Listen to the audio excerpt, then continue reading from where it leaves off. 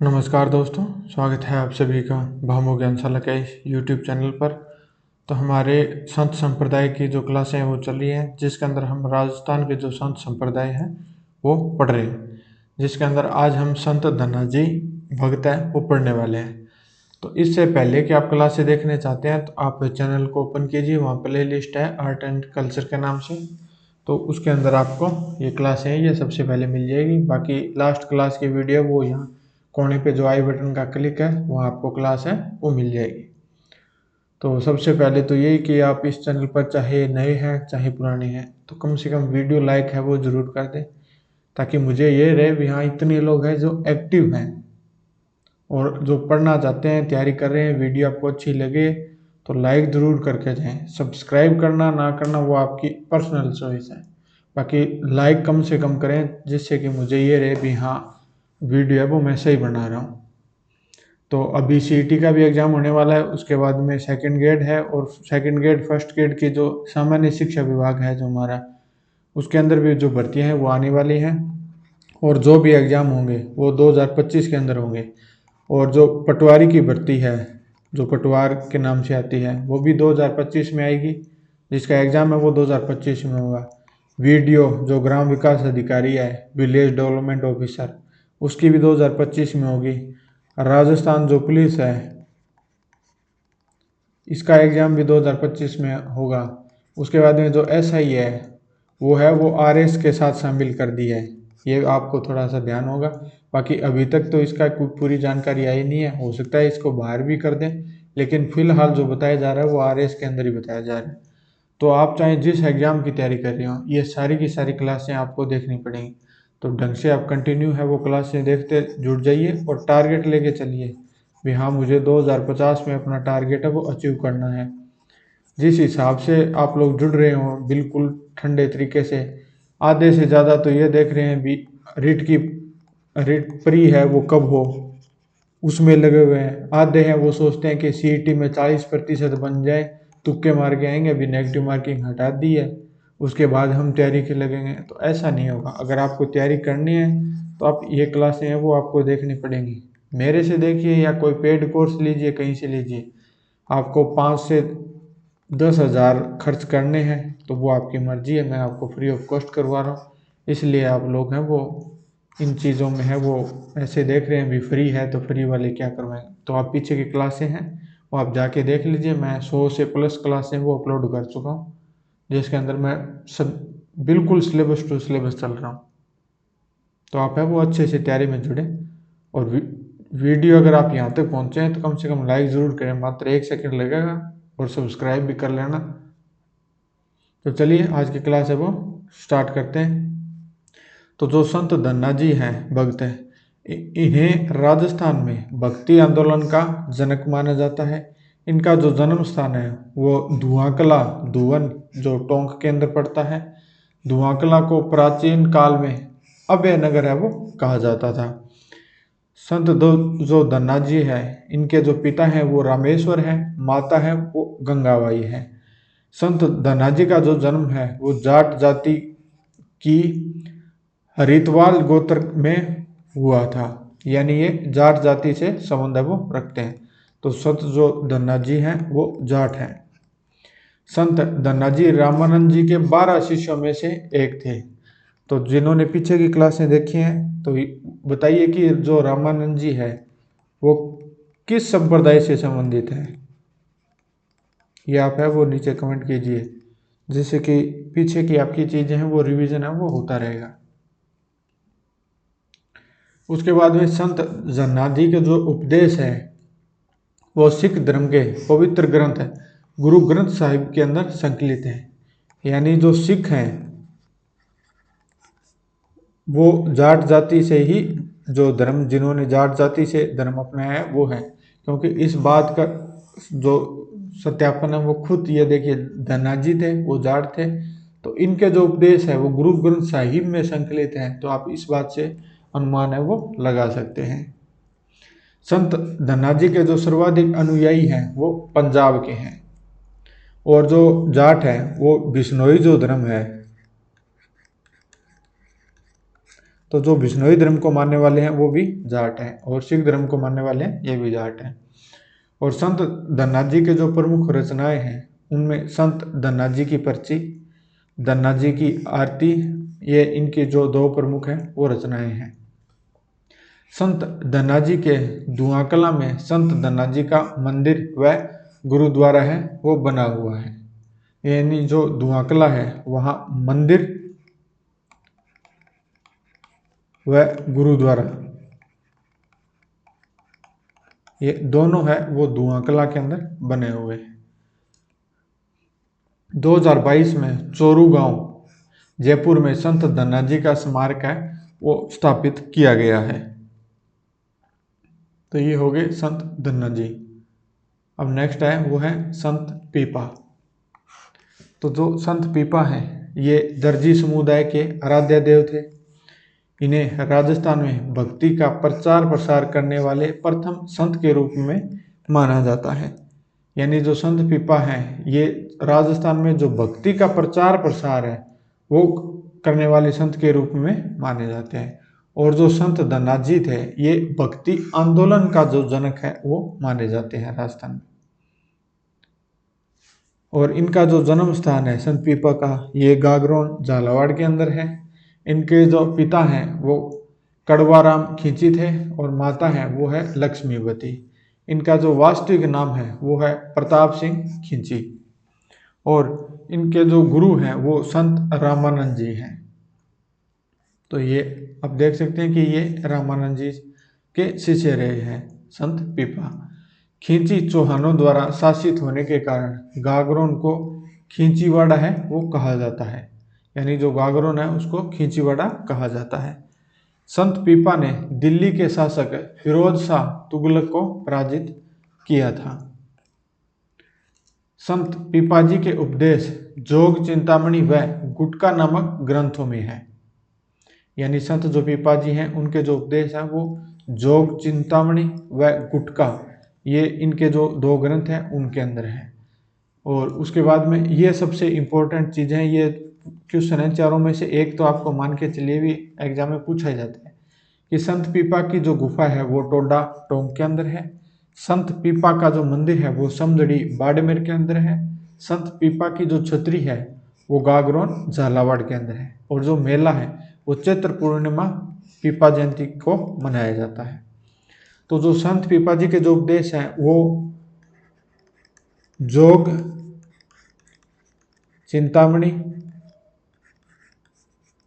व गुटका इसके अंदर है। ये जो दो है इनके अंदर इनके जो उपदेश है वो है। उससे पहले हमने जो धन्ना जी पढ़े थे तो इनके जो प्रमुख रचनाएं है वो संत धन्ना जी की पर्ची और धन्ना जी की आरती। और इनके जो उपदेश हैं वो पवित्र जो ग्रंथ है गुरु ग्रंथ साहिब उसके अंदर संकलित है। ये पूछा जा सकता है भी संत धन्ना जी के उपदेश किस पवित्र ग्रंथ में संकलित है, तो गुरु ग्रंथ साहिब जिसके अंदर ये दो नाम भी है ये आपको मिलेंगे। हम सोचेंगे कि ये संत धन्ना जी की पर्ची और धन्ना जी की आरती इन्हीं में ही संकलित है। ऑप्शन 1 में ये गुरु ग्रंथ साहिब दे देंगे, 2 नंबर में ये दे देंगे, 3 नंबर में ये दे देंगे, 4 नंबर में दे देंगे 2 व 3 दोनों। तो हम सोचेंगे 2 व 3 दोनों। तो इसको थोड़ा सा ध्यान में रख लेना। ये संत पीपा जी कंप्लीट हुए। उसके बाद में आते हैं सैगुण संत संप्रदाय। मैंने आपको स्टार्टिंग में बताया था कि ये 2 प्रकार के होते हैं। 1 नंबर होते हैं वो हो गए वे निर्गुण से संबंधित, दूसरे हो गए सैगुण संप्रदाय। तो निर्गुण मैंने आपको पहले भी बता चुका हूँ। उसके बाद अब ये सैगुण वाले संप्रदाय है वो आ गए। अब जो सैगुण है इसके अंदर भी 3 होते हैं, जिसके अंदर एक है वो हो गए वैष्णव संप्रदाय, 2 नंबर हो गए शैव संप्रदाय और 3 नंबर हो गए शाक्त संप्रदाय। ये इसमें 3 होते हैं। और संत संप्रदाय वो खुद है वो 2 प्रकार के होते हैं, निर्गुण और सैगुण। उसके बाद सैगुण होते हैं वो वैष्णव शैव और शाक्त, ये 3 प्रकार के होते हैं। अब वैष्णव संप्रदाय की बात करें या ये भागवत जो संप्रदाय है इसके अंदर वल्लभ संप्रदाय, निम्बारक संप्रदाय, रामानंदी संप्रदाय और गौड़ीय संप्रदाय। इसके अंदर ये 4 हो गए वल्लभ निम्बारक रामानंदी और गौड़िया, ये 4 हो गए। उसके बाद में जो शैव संप्रदाय है उसके अंदर कापालिक संप्रदाय, पाशुपत संप्रदाय, नाथ संप्रदाय और काश्मीरिक संप्रदाय, इसके अंदर 4 हो गए। कापालिक संप्रदाय, पाशुपत संप्रदाय, नाथ संप्रदाय और काश्मीरिक संप्रदाय। उसके बाद में शाक्त है, उसके अंदर शक्ति के उपासक जो हैं वो शाक्त संप्रदाय के अंदर सारे आ जाते हैं। शैव यानी जो शिव जी से संबंधित है, वैष्णव यानी विष्णु या कृष्ण से संबंधित जो है वो ये माने जाते हैं। उसके बाद में अब हम भागवत संप्रदाय से वो कंटिन्यू करते हैं। तो राजस्थान में भागवत संप्रदाय का सर्वप्रथम जो लिखित उल्लेख है वो दोसुंडी शिलालेख के अंदर मिलता है। यानी राजस्थान में जो भागवत संप्रदाय है उसकी जो जानकारी है वो दोसुंडी शिलालेख के अंदर मिलती है। दोसुंडी जो शिलालेख है वो 2री शताब्दी में ईसा पूर्व का है, जिसके अंदर कृष्ण व संकर्षण और कृष्ण और संकर्षण है जो बलराम है उनका इसके अंदर उल्लेख है वो मिलता है। उसके बाद में आता है इसी के अंदर वल्लभ संप्रदाय, ये पुष्टमार्गीय संप्रदाय भी माना जाता है, इसका जो नाम है वो अन्य नाम। इसके जो प्रवर्तक हैं वो वल्लभाचार्य जी हैं। इनके जो पिता हैं वल्लभाचार्य के वो लक्ष्मण भट्ट हैं, माता है वो है मगारू। तो ये विजयनगर साम्राज्य के जो शासक हैं कृष्णदेव राय, इन्होंने वल्लभाचार्य को महाप्रभु की जो उपाधि है वो दी थी। यानी जो विजयनगर साम्राज्य के जो शासक थे कृष्णदेव राय, इन्होंने वल्लभाचार्य को महाप्रभु की उपाधि है वो दी थी। उसके बाद में जो वल्लभाचार्य जी थे इन्होंने अणुभाष्य है वो लिखा है, और इन्होंने जो मत दिया है वल्लभाचार्य ने वो शुद्धा द्वैत के मत है वो दिया है। वल्लभाचार्य के जो ग्रंथ है वो हो गए अणुभाष्य, और इन्होंने जो मत दिया है वो शुद्धा द्वैतवाद का जो मत है वो दिया है। शुद्धा द्वैतवाद का मत और अणुभाष्य जो ग्रंथ है वो इनके द्वारा दिया गया। इस संप्रदाय में कृष्ण के बाल स्वरूप की पूजा है वो की जाती है। यानी जो बाल रूप है उसका पूजन है वो वल्लभ संप्रदाय के अंदर किया जाता है। इस संप्रदाय का जो मूल मंत्र है वो है श्री कृष्णम शरणम मम, ये इनका मूल मंत्र है। उसके बाद में आते हैं विठलनाथ जी।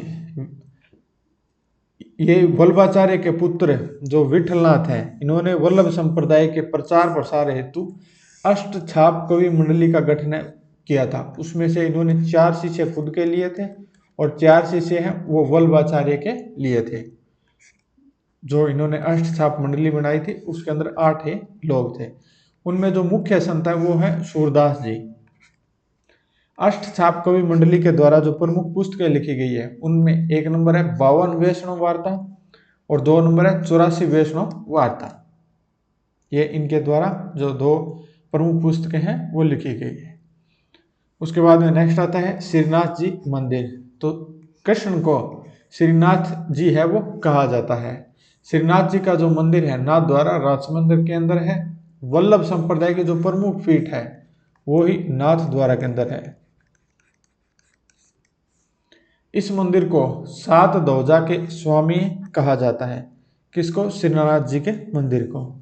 1672 ईस्वी में महाराणा राज सिंह जो मेवाड़ के शासक थे उस समय ने श्रीनाथ जी के मंदिर का निर्माण है वो करवाया था। उस समय एक घटना होती है कि औरंगजेब द्वारा 1669 ईस्वी में मथुरा वृंदावन में हिंदू मंदिरों को तुड़वाने के कारण रूप गोस्वामी जी तथा गोविंद स्वामी श्रीनाथ जी की मूर्ति मेवाड़ लेकर आए थे।